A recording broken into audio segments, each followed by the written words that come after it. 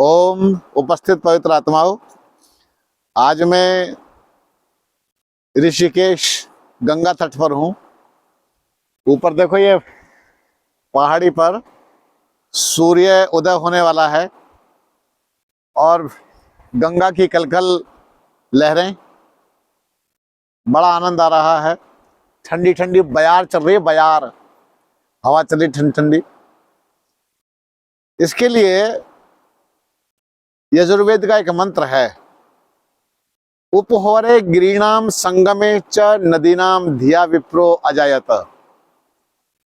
बोले उपहोरे गिरीणाम, यदि आपको ध्यान करना है, साधना करनी है और कुछ आत्मिक अनुभूति प्राप्त करनी है तो उसके लिए एकांतवास चाहिए। कैसा एकांतवास? उपहोरे गिरीणाम, पर्वतों के निकट या पर्वतों की कंदराओं में। संगमे च नदी नाम, नदियों के संगम पर, जहाँ नदियों का संगम हो रहा हो।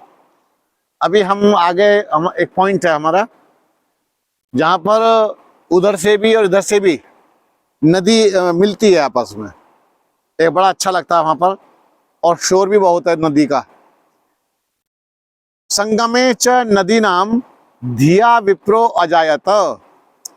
जो धिये लोग हैं, जो बुद्धिमान लोग हैं, जो विप्र हैं, वे उस वातावरण का आनंद प्राप्त करते हैं और अपने अंदर डूब जाते हैं आंतरिक जगत में। एक बार की मैं बात बताता हूं आपको। मैं गंगोत्री गया। गंगोत्री में स्वामी अपरोक्षानंद जी की कुटिया है। वहां पर, वहां रहने का मेरा वहां प्रबंध हो गया। वहां पर मुझे जगह कौन सी दी गई? गंगा के अंदर को भी वो बांस से निकाल करके रहने का जुगाड़ सा बना रखा था। एक तो सस्ता ये है, उस समय थोड़ा डर भी लग रहा था मैं कि ये नीचे को ना जा पड़ेगा गंगा में मेरी कभी जल समाधि बन जाए।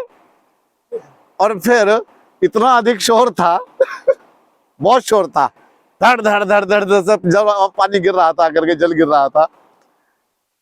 फिर मैं कि नहीं, ये तो मजबूत काम है, वैसे ऐसा तो नहीं गिरेगा, ये तो बिना मतलब के भय हैं। तो अपने को समझाया और आंखें बंद करके बैठ गया। आंखें बंद करके बैठ गया तो ये समझो कि वो शोर में जो ऐसा संगीत आने लगा, अद्भुत संगीत की अनुभूति होनी प्रारंभ हो गई और बड़ा अच्छा लग रहा था। फिर मैं कुछ समय वहां रहा। उसके बाद फिर मेरा प्रबंध किसी और स्थान पर हो गया, योग निकेतन में, गंगोत्री में। हमारे एक ब्रह्मचारी जी थे, तपस्वी, वो वहां टकरा गए। बोले कहाँ रह रहे हो? मैंने कि मैं तो वहां ठहरा हुआ हूँ। बोले अच्छा, मेरे साथ आ जाओ, चलो। इस प्रकार से जीवन साधना में रहा और बड़ा अच्छा रहा, बड़ा पवित्र रहा। तो जितना जीवन पवित्र होगा, जितना जीवन साधना में होगा, उतना ही जीवन जीने का आनंद आएगा। तो मेरा मानना यह है कि आप सबको समय समय पर गृहस्थ से भी छुट्टी लेकर के ऐसे पवित्र स्थानों पर आना चाहिए। अभी हमारा शिविर प्रारंभ होने वाला है।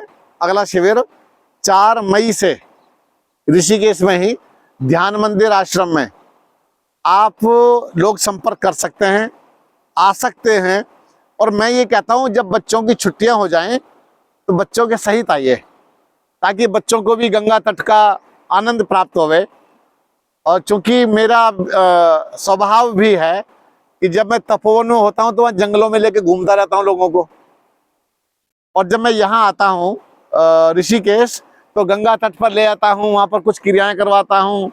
ऐसे मेरा स्वभाव बन गया है। ये स्वभाव क्या बन गया है? लोगों को आनंद देने का, सुख, एक अच्छी अनुभूतियां देने का। और जब लोग मेरे पास से जाते हैं वापस, बस एक ही बात निकलती है, गुरुजी बहुत आनंद आ गया, बहुत अच्छा लगा। तो बस ये समझो कि उनको आनंद क्या आ गया, वो मुझे ही आ गया। तृप्ति होती है।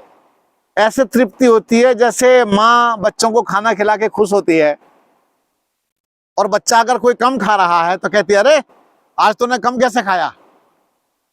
तो मेरा स्वभाव भी ऐसे ही है कि जैसे लोग प्रसन्न होते हैं तो मेरी आत्मा में भी प्रसन्नता होती है। तो अच्छा है, आप भी आए। हमारे यहाँ कोई मतांतर का खेल नहीं है। हमारे यहाँ किसी भी मत के व्यक्ति आराम से आकर के साधना कर सकते हैं, शरीर का शुद्धिकरण कर सकते हैं और गंगा के किनारे का, गंगा तट का आनंद ले सकते हैं। और ये पीछे का जो मेरा वातावरण है बड़ा ही रमणीक है और बहुत आनंद आ रहा है इस समय। हाँ, ठंडी ठंडी हवा चल रही है, बहुत अद्भुत आनंद है। तो बहुत अच्छा, आपको धन्यवाद, शुक्रिया।